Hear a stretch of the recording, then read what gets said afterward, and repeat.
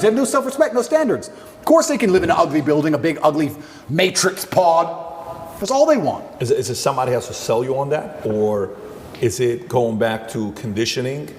Or what would it be? Is it someone selling you, or is it conditioning? And it goes back to my original point about the family.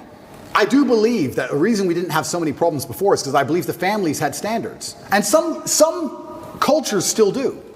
I have friends who are Chinese. My dad, I cannot not get an A. That's just their culture. When my dad was still alive and he was teaching chess, my dad would charge $400 or $500 an hour for chess lessons. And towards the end of his life, he goes, all of my students are Chinese or Indian. Nobody else wants to spend money, $500 an hour to teach their kids chess.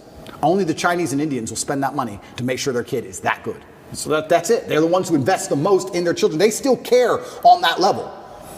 But most families don't wake up and go, I want my children to act a certain way for the legacy, for the family name as a whole. I'm instilling standards upon them because of the last name. My entire life I've had standards instilled upon me. My entire life. Your last name's Tate, you can't do that. Your last name's Tate, you're not allowed to do that. Your last name's Tate, hit him back. I've been like that my whole life.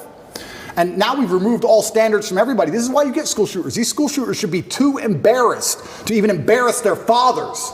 They should wake up and go, I would never do this to my family. And I'll also, this is definitely gonna get me canceled, but I'm gonna say it because it's true. I'll say it by extension for suicide. I don't care what you do to me. I'm Andrew Tate. I cannot kill myself. I can't. I'm not allowed. It's against the creed of my last name. I didn't have ancestors who suffered how they suffered, who went through what they went through, for me to be born to kill myself. That's not the end of my story. I refuse. I absolutely refuse. No matter how bad it gets or what bad situation I'm in, I refuse to do it because I have too much respect for my last name. I won't do it.